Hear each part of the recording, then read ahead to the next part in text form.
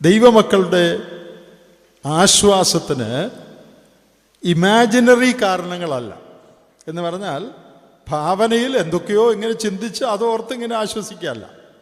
V have solid reasons for consolation. ആശ്വാസത്തിന് സോളിഡായിട്ടുള്ള ദൃഢമായിട്ടുള്ള പല കാരണങ്ങൾ ക്രൈസ്തവർക്ക്, ദൈവമക്കൾക്ക്, രക്ഷിക്കപ്പെട്ടവർക്കുണ്ട്.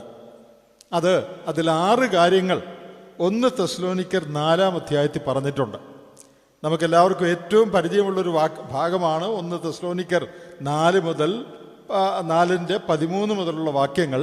സമയക്കുറവ് നിമിത്തം എല്ലാം പെട്ടെന്ന് വായിക്കാതെ അത്യാവശ്യം അവിടുന്ന് ഞാൻ വായിച്ച് എന്താണ് നമ്മുടെ ആശ്വാസത്തിൻ്റെ അടിസ്ഥാനം, ഈ ഭാഗത്ത് പറയുന്ന 6 കാര്യങ്ങൾ വേഗം ഒന്ന് ചൂണ്ടിക്കാണിക്കാൻ ഞാൻ ആഗ്രഹിക്കുക. സഹോദരന്മാരെ, നിങ്ങൾ പ്രത്യാശയില്ലാത്ത മറ്റുള്ളവരെ പോലെ ദുഃഖിക്കാതിരിക്കേണ്ടതിന് നിദ്ര കൊള്ളുന്നവരെക്കുറിച്ച് അറിവില്ലാതിരിക്കരുത് എന്ന് ഞങ്ങൾ ആഗ്രഹിക്കുന്നു. യേശു മരിക്കുകയും ജീവിച്ചെഴുന്നേൽക്കുകയും ചെയ്തുവെന്ന് നാം വിശ്വസിക്കുന്നുവെങ്കിൽ അങ്ങനെ തന്നെ ദൈവം നിദ്ര കൊണ്ടവരെയും യേശു മുഖാന്തരം അവനോടുകൂടി വരുത്തും. കർത്താവിൻ്റെ പ്രത്യക്ഷത വരെ ജീവനോട് ശേഷിക്കുന്നവരായി നാം നിദ്ര കൊണ്ടവർക്ക് മുൻപാകയില്ല എന്ന് ഞങ്ങൾ കർത്താവിൻ്റെ വചനത്താൽ നിങ്ങളോട് പറയുന്നു. നാം വായിച്ച ഈ 3 വാക്യങ്ങളിൽ ഒരു കാര്യം ആദ്യം തന്നെ പറഞ്ഞിട്ടുണ്ട്. മറ്റുള്ളവരെ പോലെയുള്ള ദുഃഖം ദൈവമക്കൾക്കില്ല. ദുഃഖമില്ലെന്നല്ല, പ്രത്യാശയില്ലാത്തവരെ പോലെയുള്ള ദുഃഖമില്ല. ആശ്വാസമുണ്ട്. ആ ആശ്വാസത്തിൻ്റെ കാരണങ്ങളാണ് ഇവിടെ പറഞ്ഞിരിക്കുന്നത്. എന്താണ് ആശ്വാസത്തിന് അടിസ്ഥാനം?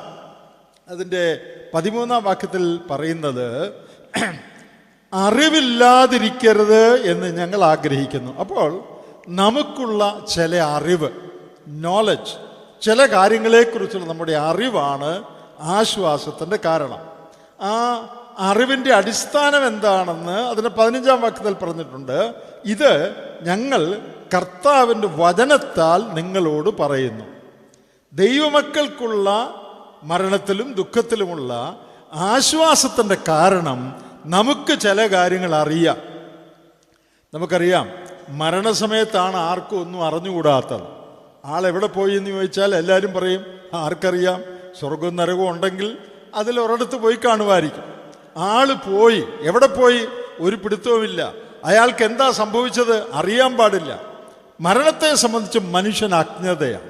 എന്നാൽ ദൈവത്തിൻ്റെ വചനത്തിൽ നാം വായിക്കുന്നത് മരണത്തെ സംബന്ധിച്ച് വ്യക്തമായ അറിവ് നമുക്കുണ്ട്. നാം ഇവിടെ വായിക്കുന്നത് നിങ്ങൾ അറിവില്ലാതിരിക്കരുത് എന്ന് പറഞ്ഞാൽ അറിവുള്ളവരായിരുന്നാൽ നിങ്ങൾക്ക് ആശ്വാസമുള്ളവരായിരിക്കാൻ കഴിയും. അറിവാണ് ആശ്വാസം നൽകുന്നത്. Definite knowledge about what has happened to that person gives us consolation. കടന്നുപോയ ആളെക്കുറിച്ചുള്ള അറിവ്. എന്താ അറിവ്? എവിടെയെങ്കിലും കാണുമെന്നുള്ള അറിവല്ല, ആള് പൊയ്പോയി എന്നുള്ള അറിവല്ല. എന്താ അറിവ്? ആ അറിവ് എങ്ങനെ ലഭിക്കും? വചനത്താൽ ഞാൻ നിങ്ങളോട് പറയുന്നു. അപ്പോൾ പൗലോസ് അപ്പോസ്തലൻ പറയുകയാണ്, നമുക്ക് ദൈവത്തിൻ്റെ വചനമുണ്ട്. അല്ലെങ്കിൽ കർത്താവ് ഈ ലോകത്തിലായിരുന്നപ്പോൾ പറഞ്ഞ ആത്മീക സത്യങ്ങളുണ്ട്.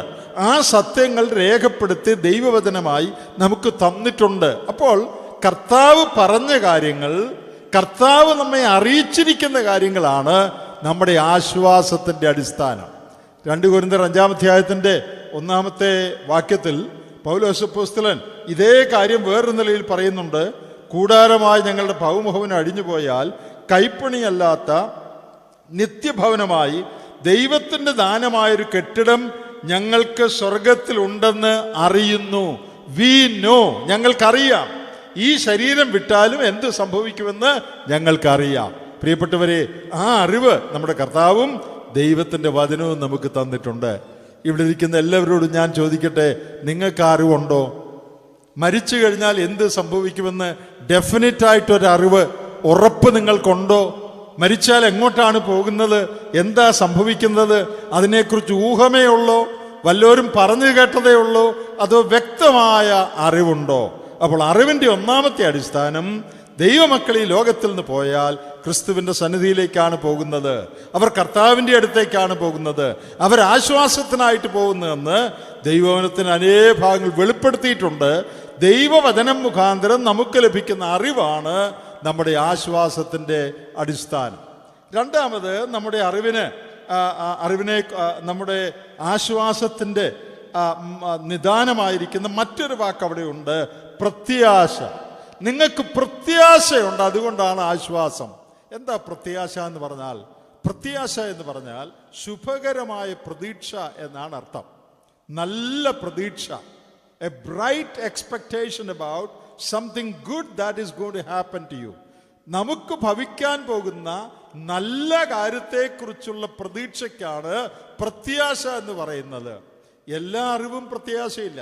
ചിലർക്ക് അറിവുണ്ട് ചില കാര്യങ്ങളെക്കുറിച്ച്, പക്ഷെ അത് വലിയ കുഴപ്പം വരുന്നു എന്നുള്ള അറിവാണ്. എന്നാൽ ദൈവമക്കളുടെ അറിവിൻ്റെ പേര് പ്രത്യാശ എന്നാണ്. അത് that is A good expectation. വളരെ സന്തോഷകരമായ ഒരു പ്രതീക്ഷ ദൈവമക്കൾക്കുണ്ട്. ഇത് ലോകത്തിൽ ദൈവമക്കൾക്ക് മാത്രമേ ഉള്ളൂ. വേറെ ഒരു ജാതിക്കുമില്ല, മതത്തിനുമില്ല, മനുഷ്യർക്കുമില്ല. മരണശേഷം ഏറ്റവും ശുഭകരമായ ഒന്ന് എനിക്ക് ഭവിക്കാൻ പോകുന്നു എന്നുള്ള അറിവ് ദൈവമക്കൾക്ക് മാത്രമേ ഉള്ളൂ. അതിനെയാണ് പ്രത്യാശ എന്ന് വിളിക്കുന്നത്. മൂന്നാമത്, ഈ ആശ്വാസത്തിൻ്റെ വേറൊരു കാരണം അതിൻ്റെ 14-ാം വാക്യത്തിൽ പറഞ്ഞിട്ടുണ്ട്, ക്രിസ്തുവിൽ മരിക്കുന്നവർ അവർ നിദ്ര കൊള്ളുകയാണ്. അതിൻ്റെ 14-ാം വാക്യത്തിലുണ്ട്, യേശു മരിക്കുകയും ജീവിച്ചെഴുന്നേൽക്കുകയും ചെയ്തു എന്ന് നാം വിശ്വസിക്കുന്നെങ്കിൽ അങ്ങനെ തന്നെ ദൈവം നിദ്ര കൊണ്ടവരെയും യേശു മുഖാന്തരം അവനോടുകൂടെ വരുത്തും. മലയാളം വേദപുസ്തകത്തിൽ നിദ്ര കൊണ്ടവരെന്നേ ഉള്ളൂ. എന്നാൽ ഇംഗ്ലീഷിൽ those who sleep in Jesus എന്നാണ്, യേശുവിൽ നിദ്ര കൊണ്ടവരെന്നാണ് ഇംഗ്ലീഷ് തർജ്ജമയിൽ. അപ്പോൾ നമ്മുടെ ആശ്വാസത്തിൻ്റെ അടുത്ത പോയിന്റ്, അടുത്ത കാരണം, നമ്മെ വിട്ട് കടന്നുപോയവർ യേശുവിൽ ഉറങ്ങുകയാണ്. നിദ്ര എന്ന് പറയുന്ന രണ്ട് കാര്യത്തെ കാണിക്കുകയാണ്. ഒന്ന്, ടെമ്പററിയാണ് നിദ്ര. രാത്രി ഉറങ്ങാൻ പോയി രാവിലെ എഴുന്നേക്കുമെന്ന് എല്ലാവർക്കും അറിയാം, ടെമ്പററിയാണ്, താൽക്കാലികമാണ്. രണ്ടാമത്, നിദ്ര കൊണ്ടാലും ആളുണ്ടെന്നാണ് അർത്ഥം. രാത്രി ഈ വീട്ടിൽ ഇന്നാരുണ്ടോ എന്ന് ചോദിച്ചാൽ ആളുണ്ട്, പക്ഷെ ഉറങ്ങുകയാണ് എന്ന് വേണം നമുക്ക് പറയാം. ഉറങ്ങുന്നു എന്ന് പറഞ്ഞാൽ ആളില്ലെന്നല്ല അതിൻ്റെ അർത്ഥം. ഇവിടുത്തെ പ്രയോഗം നോക്കുക. ദൈവമക്കളെ സംബന്ധിച്ച് അവർ യേശു കർത്താവിൽ ഉറങ്ങുകയാണ് എന്ന് പറഞ്ഞാൽ ആള് മരിച്ചുപോയെങ്കിലും ഇപ്പോഴും ഉണ്ടെന്ന് അതിൻ്റെ അർത്ഥം. ഉറങ്ങുന്നവരെല്ലാം ഉണ്ട്, അവരില്ലാതെ പോയിരിക്കുകയല്ല, അവരുണ്ട്. പിന്നെ ഉറക്കത്തിൻ്റെ മറ്റൊരു വശം എന്ന് പറയുന്നത് അത് താൽക്കാലികമാണ്. ഉറങ്ങുന്നത് താൽക്കാലികമാണ്, ടെമ്പററിയാണ്, എന്നേക്കുമുള്ള ഉറക്കമല്ല. ഉറക്കം താൽക്കാലികമാണ്. നമ്മുടെ ഈ ആശ്വാസത്തിൻ്റെ അടിസ്ഥാന കാരണം, ദൈവമക്കൾ മരിക്കുമ്പോൾ അവർ കർത്താവിൽ നിദ്ര കൊള്ളുകയാണ്, കർത്താവിൽ ഉറങ്ങുകയാണ്. അവർ തുടർന്നും ജീവിക്കുന്നു. മാത്രമല്ല ആ ഉറക്കം താൽക്കാലികമാണ്. അതിൻ്റെ 16-ാം വാക്യത്തിൽ നമ്മുടെ ആശ്വാസത്തിൻ്റെ അടുത്ത കാരണം പറഞ്ഞിട്ടുണ്ട്, യേശുക്രിസ്തു കർത്താവ് സ്വർഗത്തിൽ നിന്ന് ഇറങ്ങി വരും. കർത്താവ് വരാൻ സാധ്യതയുണ്ടെന്നല്ല, ഇറങ്ങി വരുമായിരിക്കുമെന്നല്ല, ഒരു സംശയവും ഈ സ്റ്റേറ്റ്മെന്റിൽ എങ്ങുമില്ല. ഡെഫിനിറ്റ് സ്റ്റേറ്റ്മെന്റ്സ് ആണ്. ദ ലോർഡ് ഷാൽ ഡിസെൻഡ്, കർത്താവ് ഇറങ്ങി വരും. ഇത് വേറെ ആരുടെയും കാര്യത്തിൽ പറയാനൊക്കുന്ന കാര്യമല്ല. ഭാവിയെക്കുറിച്ച് ആർക്കും ഒന്നും പറയാൻ സാധിക്കുകയില്ല. എന്നാൽ വേദപുസ്തകം പറയുന്നു കർത്താവ് ഇറങ്ങി വരും. കർത്താവ് സ്വർഗാരോഹണം ചെയ്ത സമയത്ത് ആ ദൂതന്മാർ പറഞ്ഞതാണ്, നിങ്ങൾ സ്വർഗത്തിലേക്ക് പോകുന്നതായി കാണുന്ന ഈ യേശു അവൻ വീണ്ടും വരും, അവൻ ഇറങ്ങി വരും. കർത്താവ് വരുമെന്നുള്ളതാണ് ദൈവമക്കളുടെ പ്രത്യാശ. നാം ഈ ശരീരം അടക്കം ചെയ്യുമ്പോൾ എന്ത് പറഞ്ഞ അടക്കം ചെയ്യാൻ പോകുന്നത്? കർത്താവ് വരും. നമ്മുടെ പാഠപുസ്തകത്തിൽ ഒരു പാട്ടുണ്ട്, യേശു വരും വേഗത്തിൽ, ആശ്വാസമേ യേശു വരും വേഗത്തിൽ.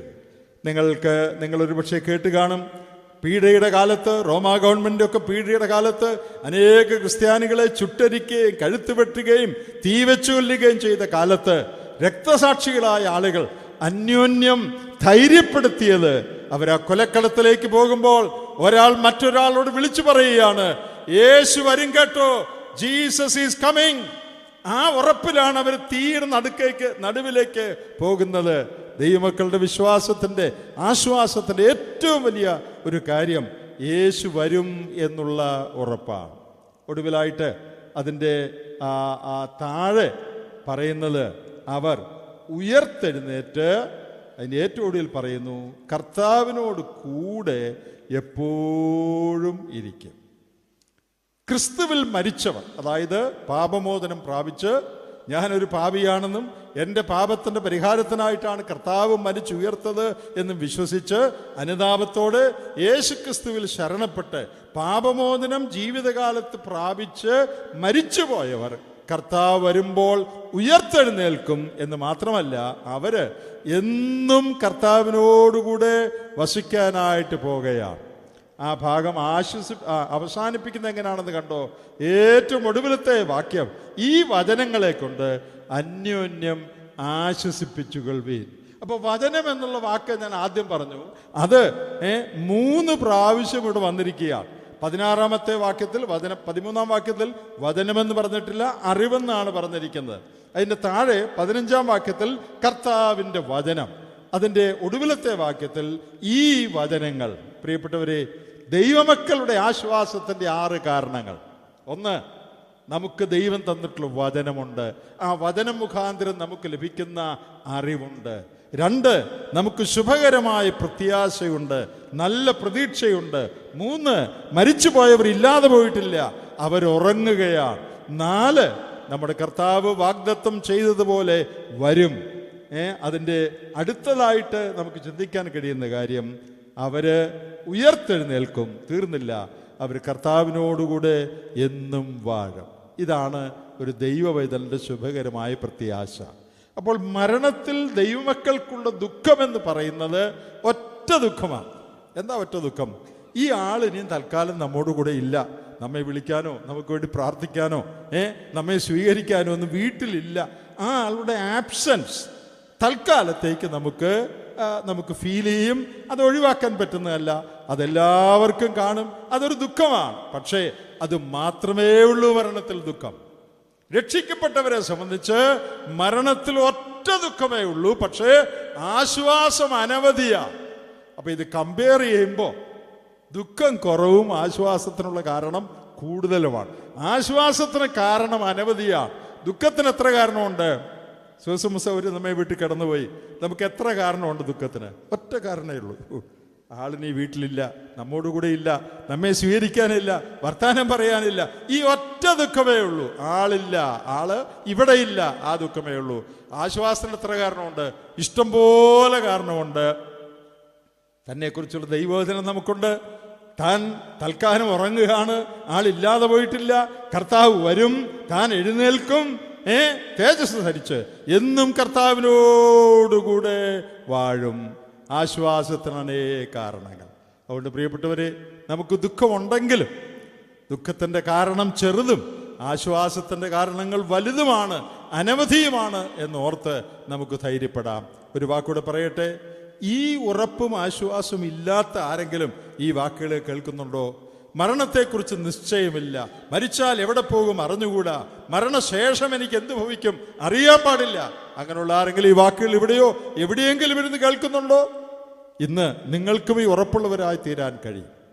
പാപങ്ങളുടെ മോചനം പ്രാപിക്കുകയും കർത്താവിൽ ശരണപ്പെട്ട് ദൈവമക്കളായി തീരുകയും ചെയ്താൽ ഏത് കൂട്ടത്തിലോ ജാതിയിലോ മതത്തിലോ ഭാഷയിലോ സഭയിലോ പെട്ടവരാകട്ടെ, യേശുക്രിസ്തുവിൽ ശരണപ്പെട്ട് പാപമോചനം പ്രാപിച്ചാൽ ഈ പറഞ്ഞ ഉറപ്പും ആശ്വാസവും നിങ്ങളുടേതായി തീരുവാൻ കഴിയും. ജീവിച്ചിരുന്ന കാലത്ത് സൂസമുസോഹരി ഈ ആശ്വാസം മറ്റുള്ളവർക്ക് പകർന്നു കൊടുക്കുന്നവളായിരുന്നു. തൻ്റെ മരണത്താലും ഈ ആശ്വാസം മറ്റുള്ളവർക്ക് ലഭിക്കാനിടയാകട്ടെ. ഞാൻ കർത്താവേ ഒരു പാപിയാണ്, പാപത്തിൻ്റെ ശിക്ഷ അർഹിക്കുന്നവനാണ്. എന്നാൽ എൻ്റെ പാപത്തിൻ്റെ ശിക്ഷ എനിക്ക് വേണ്ടി കർത്താവ് ക്രൂശിൽ സഹിച്ച് മരിച്ച് അടക്കപ്പെട്ട് ഉയർത്തെഴുന്നേറ്റു. അവനാണ് രക്ഷകൻ എന്നുള്ള ബോധ്യത്തോടുകൂടെ, കർത്താവേ പാപിയായ എനിക്ക് വേണ്ടി ക്രൂശിൽ മരിച്ച ദൈവപുത്ര, എൻ്റെ പാപങ്ങൾ ക്ഷമിക്കണം, എന്നെ രക്ഷിക്കണം, എൻ്റെ ഹൃദയത്തിൽ വരണം, എന്നെ ഒരു ദൈവവൈതലാക്കണമെന്ന് ആര് കർത്താവിനോട് അപേക്ഷിക്കുമോ, പാപിയാണെന്നുള്ള ബോധ്യം, കർത്താവ് എനിക്ക് വേണ്ടി ക്രൂശിൽ മരിച്ചുയർത്തു എന്നുള്ള വിശ്വാസം, മൂന്നാമത് ആ കർത്താവിലുള്ള ആശ്രയം. ഈ കാരണങ്ങളാൽ ഈ ആശ്വാസം നിങ്ങൾക്ക് ലഭിക്കാനിടയാകും. ഇന്നത്തെ ശുശ്രൂഷ മുഖാന്തരം വിശ്വാസികളായ നമ്മുടെ ആശ്വാസം വർദ്ധിക്കാനിടയാകട്ടെ, ദുഃഖം കുറയാനിടയാകട്ടെ. ഇതുവരെയും ഈ ആശ്വാസം പ്രാപിക്കാത്തവർ ആശ്വാസം പ്രാപിക്കുന്നതിന്, ആ ഉറപ്പ് പ്രാപിക്കുന്നതിന്, ആ പ്രത്യാശ പ്രാപിക്കുന്നതിന് ഇന്നത്തെ ശുശ്രൂഷ മുഖാന്തരമാക്കി തീർക്കട്ടെ. കർത്താവിൻ്റെ വിലയേറിയ നാമം വാഴ്ത്തപ്പെടുമാറാകട്ടെ.